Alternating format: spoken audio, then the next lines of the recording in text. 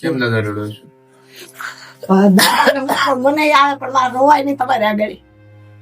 આમાં પોક નીકળીને તો ન પાર આવે. કોને કેવું? આપડે દખ છે એ તો છે જ તે. આડા ફરે તો એ તો સારું કરીને કોર નો વાગી આવી. નકરા માથામાં ફાડી નાખે માથું. ઓલા પગેથી એની કોર. એને જે ધક્કો દીધો ને એ તો આમ પાદરા પડી જ ગયા. અને અત્યારે એને શરીરમાં કાંઈ આમ ધરુજાટ જ ઉપડે. શું કે હાથ આવા છોકરા અને કટમ છે કાંઈ નહીં. હવે આપણે ભાઈઓમાં કોને કહેવા દઉં? આપણું આ દખ છે. ખાય તો પીવી છે ને રળી એકવી છે, પણ આવું કોને કહેવા દઉં? રોજ ધોકા ખવાય નહીં.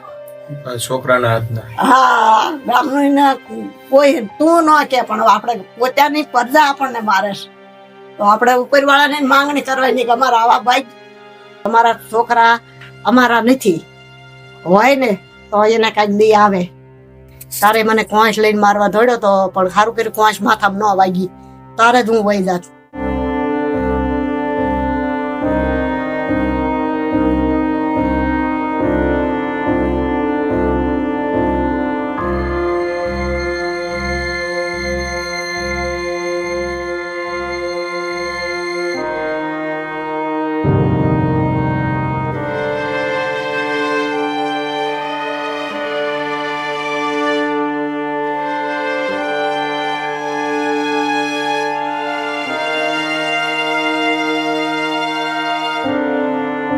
જય હિન્દ દોસ્તો, હાલ અમે બોટાદ જિલ્લાના ગરડા ગામની અંદર હતા અને આજ એક દાદા દાદી પાસે આવ્યા છીએ. જેની તમે વાત સાંભળશો ત્યારે તમને ખબર પડશે કે દાદા દાદી કેટલી તકલીફ સાથે પોતાનું જીવન જીવી રહ્યા છે.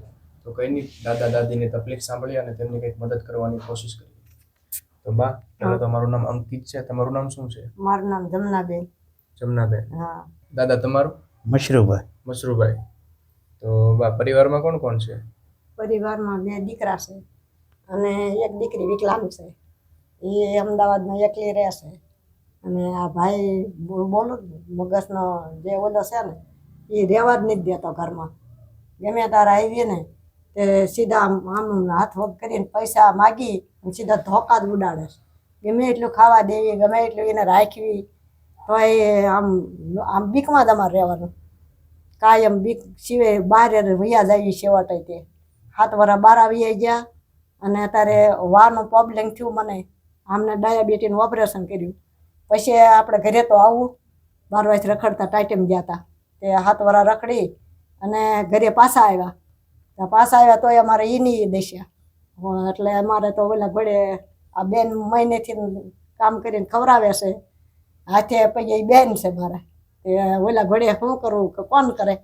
એ બેને અત્યાર સુધી જે ભેગા રાખ્યા છે મટે તાર ઘરે જ આવીએ ને તો હવે ઘરે જઈશું તો હવે અમને બીક લાગે છે કે બહાર વ્યુ જવું કે ઘરે રહેવું.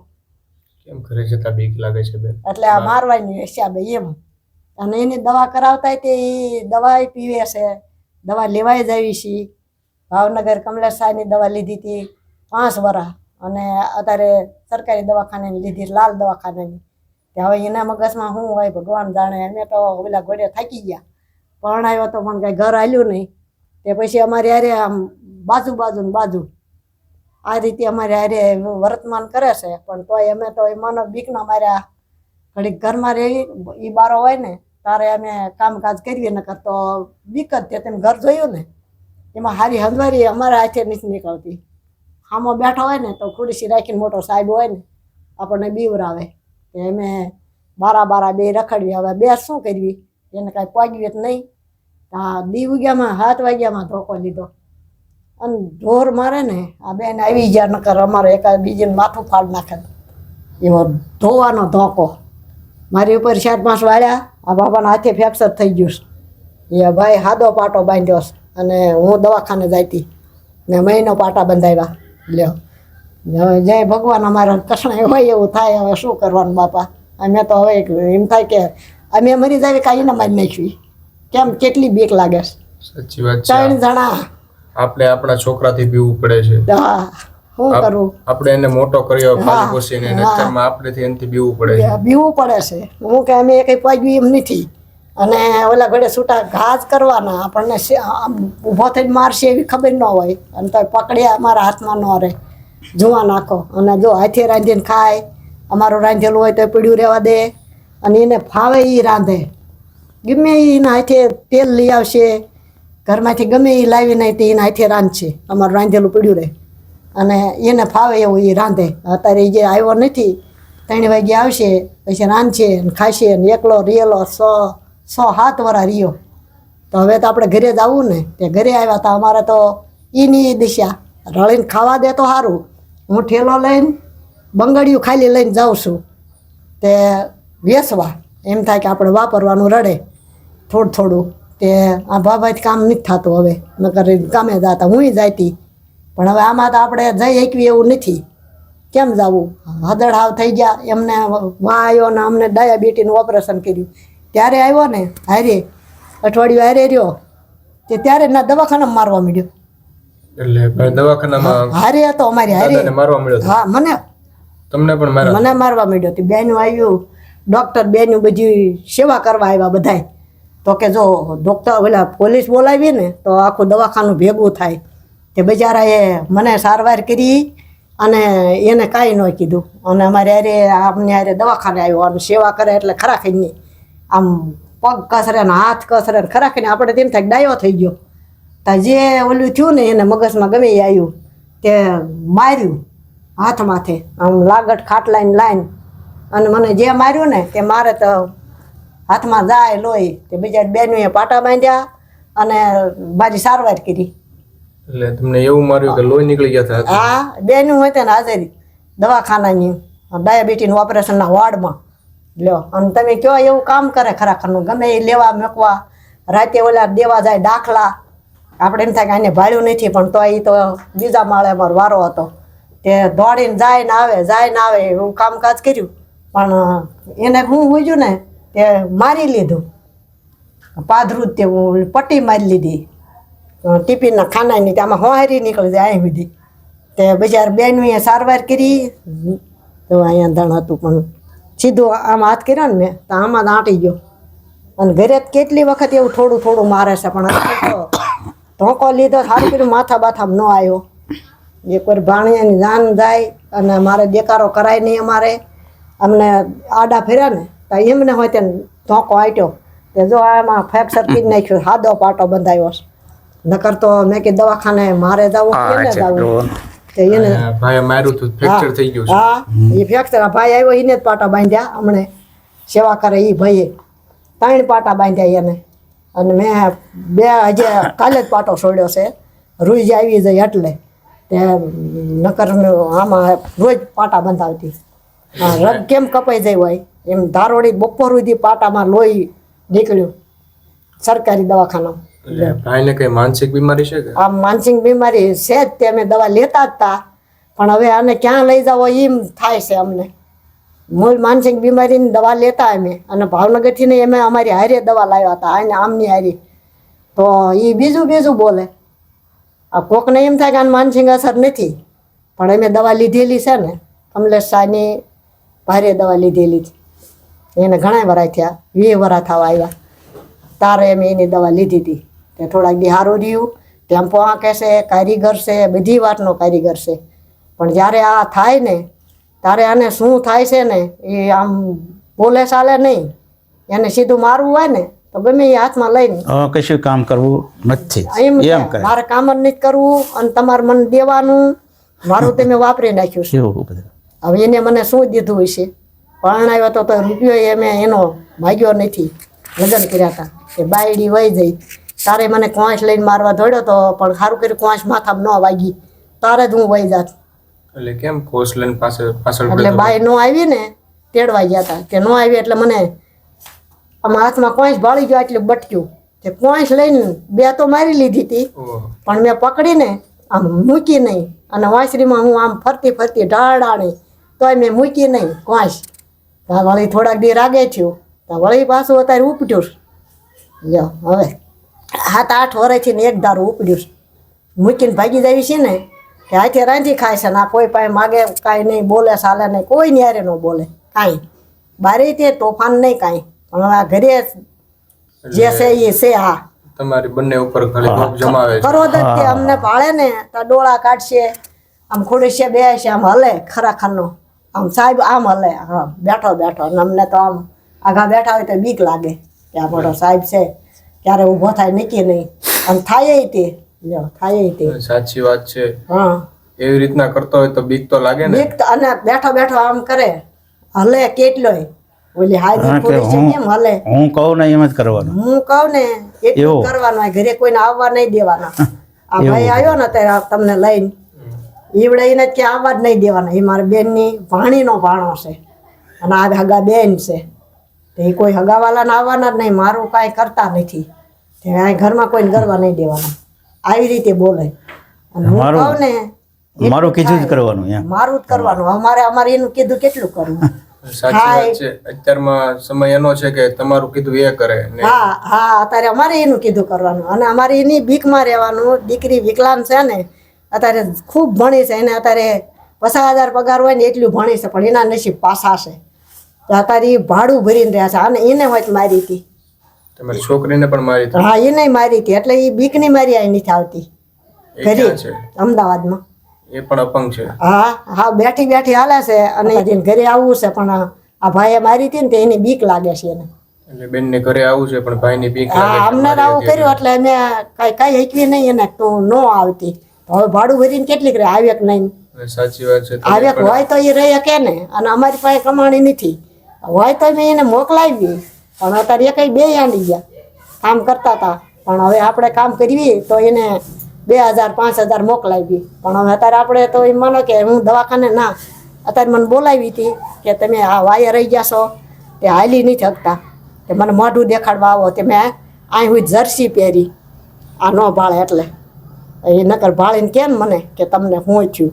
કે મેં આખો દી નો કાઢ્યું ઓઢેલું, એટલે બેન ભાળે નહીં ને. પછી હું એની પાસે જે 10-15 દી થયા જઈ એને, એ કે તમે હાલી નથી શકતા મારી પાસે આવો. કે હું પછી સાયન જઈ એનું પાસે મળવા. તો તો ઈ નકર એને રોયા કરે ને એકલા શું કરે, વિકલાંગને બીક જ છે. એટલે બેનને અહીંયા આવું છે પણ ભાઈની બીક લાગે છે. એને એની બીક લાગે છે. આપણે ક્યાંક તો જવું બારું, તો હવે એકલી હોય કે પૈસા કાઢ, તો પૈસો ન દે તો હવે એ દોડીને બહાર જઈ શકે એવું નથી. બેઠી બેઠી જ હાલે છે.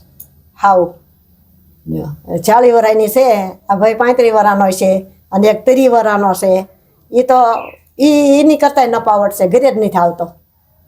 પણ એ ઓલા ઘોડે તોફાન કરે ન આવે ને, એ વધારે સારું. બીજાને હક લેવા દે ને, બે ભેગા થઈ અને આપણને કંડડે બે. પણ એ નથી આવતો, થઈ કે રહ્યા. અને બીજો આ છોકરો ક્યાં છે? એ બોટાદ એમ કહે છે હું બોટાદ સૌ લુગડા લઈને ગયો છે. હવે હીરામાં તો એ કામ કરે જ છે, પણ ગમે ના રહેતો હોય, લ્યો ઠેલા લઈને લુગડા લઈને ગયો છે. એટલે ઘરેથી નીકળી ગયો છે, હા, ખબર ઘરેથી. નથી ક્યાં રહે છે હવે. હા, કઈને ગયો છે બોટાદ સૌ એમ. એટલે પછી આપણે કાંઈ એને પૂછગાછ કરવાની ન રહે, દેવા લેવાની વાત નહીં. એટલે આપણે કાંઈ એમ નથી કે મહિને આપણને દેશે કે થોડું જાજુ દેવા આવશે, એટલે એ તો આપણે કાંઈ વાત નહીં. એટલે આપણે સંભાળવાનો નહીં. અને આને તો હવે દેવાના જ તે દી ઉગે ને તરત ક્યાંક લાવો આમ કરે હાથ.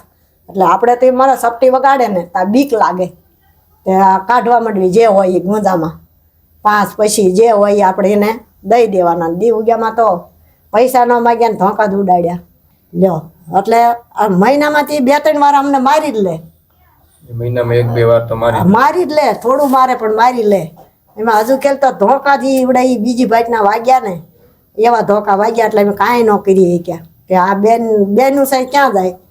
એને તો આ આપણને રાખવા, તે એને અમને મહિનેથી નહીં ખાવા દેશે અને રાંધી સીધી નવરાવે હોય ત્યાં મને તો. અને એમ નહીં તે આ માનો કે પાટા બાંધ્યા તાણી, પણ હવે એ રૂજ આવી છે.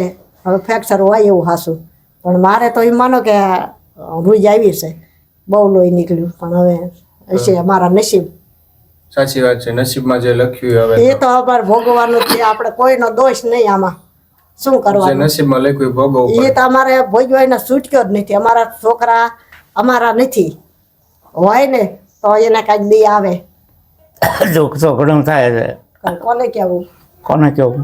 આમાં કોઈને રાવ ભગવાન સિવાય કોણ સાંભળે? બરોબર. આ કાંઈક તાણ્યું હોય તો હવે આપે ગમે એ. પણ હવે આ મોટું દુઃખ કોને કહેવા દઉં ઉપરવાળાનું?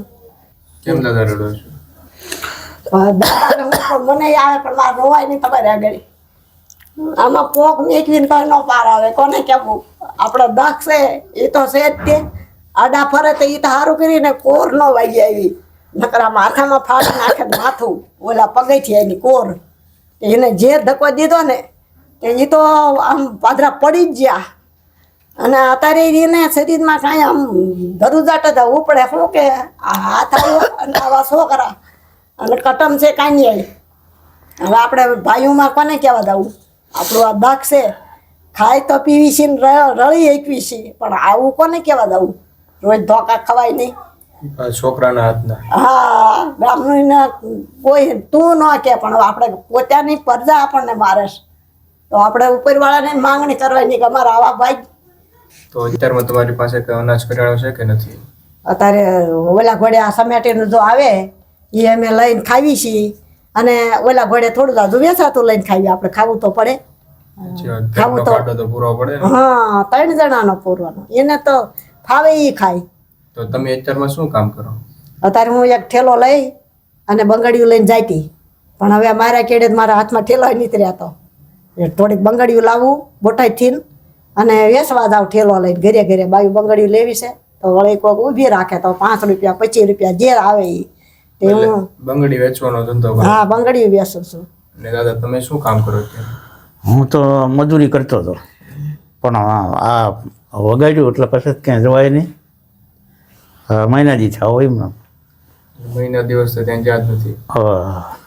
તો ઘર ગુજરાન ચાલે કે?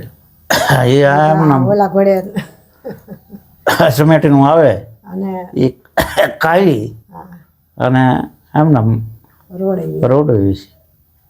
સમિતિનું આવે એટલું ખાવ છો ને આમને રોડવો છો? હા, અને એમ તો આપણે હાજા હોય તો કામ તો કરતા હોઈએ ને, તારે થોડું જાજુ તાણ પડે એટલે લાવી. હાવ તો હાજા હોય તારે તો આપણે ધંધો કરતા જ હોઈએ. હવે અત્યારે તો 1 મહિનેથી તો આ ડાયાબિટી એમને કરી કામ તેદુનું કામ નથી કર્યું. ઓપરેશન કર્યું, એક આંગળી કાપીશ. દાદા ડાયાબિટીસ થઈ ગયું? હા હા, અત્યારે આંગળે એક જો અત્યારે કાપી નાખી છે, રૂઈ આવી છે અત્યારે. આંગળે જો ઓલી વેસલી આંગળી, એક આંગળી કાપી નાખી છે. હા એ કાપી નાખી છે હમણાં તે જે દિવાળી પહેલા. અત્યારમાં તમારી પાસે કઈ અનાજ કરિયાણું છે કે નથી? અત્યારે થી આ ઓલા ઘોડે બેન અત્યારે ખાવા દે છે ત્યાં ઘરે કાંઈ જાતા નથી. ઘરે તો ઓલા ઘોડે લોટ મેકીને આવ્યા હતા, એને જે ખાવું હોય એ ખાય, જે કરવું હોય. કોઈ તુર દાળ હતી, કોઈ સણ્યા હતા થોડાક, એ બધું બાફીને ખાય છે. અને અત્યારે આ બેન અમને રાંધી છે ને ખવડાવે છે. અત્યારે હું તમારી શું મદદ કરું કે જેથી કરીને તમે જે તકલીફમાં જીવી રહ્યા છો તેમાં તમને થોડી રાહત મળે? અનાજ કરિયાણામાં મદદ કરતા જાવ તો સારું. કઈ નહીં, હું તમને છે ને અનાજ કરિયાણું અત્યારે આપતો જાઉં જેથી કરીને તમે તમારા આગળના દિવસો સારી રીતે પસાર કરી શકો. દોસ્તો, તમે દાદા દાદીની વાત સાંભળી છે કે પરિવારમાં દાદા દાદી એકલા થઈ ગયા છે. એમને 2 છોકરા છે અને 1 છોકરી છે. એક છોકરી છે એ અપંગ છે, તે અમદાવાદ રહે છે, અને એક ભાઈ છે તે ઘરેથી નીકળી ગયો છે કપડાં લઈને, અને એનો કંઈ અતો પતો નથી. તેણે કીધું કે હું બોટાદ છું, પણ તેમનો કંઈ અતો પતો નથી અત્યારે. અને બીજો ભાઈ છે, એમને માનસિક બીમારી છે. દાદા દાદીએ વાત કરી કે માનસિક બીમારી એવી છે કે અમને મારવા દોડે છે અને અમને મારે છે. દાદાને હાથમાં ફ્રેક્ચર થઈ ગયું છે અને દાદીને અહીંયા વાગ્યું છે. એ ભાઈને મારવાના કારણે બંને દાદા દાદીને ઘણું વાગ્યું છે. તો અત્યાર સુધી દાદા દાદીએ તેમને મોટો કર્યો, પણ ખબર નહીં હવે વાત કરી કે અમારે કર્મની કઠણાઈ હશે કે અમારે આવું ભોગવવું પડે છે. ભાઈ ઘરની ચાવી લઈને જતા રહે છે અને દાદા દાદીને બહુ મારે છે. એ માટે તે બાજુમાં તેમના બેનના ઘરે રહે છે અને તેમના બેન છે તેમને ખાવાનું ને એવું આપે છે. કઈને આવા પરિવારને આપણે મદદ કરવી જોઈએ. આપણી તરફથી જેટલી પણ મદદ થાય એટલી મદદ કરવાની કોશિશ કરીએ છીએ. તો બસ આ વિડીયોને એન્ડ સુધી જોજો અને તમારા દરેક ગ્રુપમાં વિડીયોને શેર કરજો.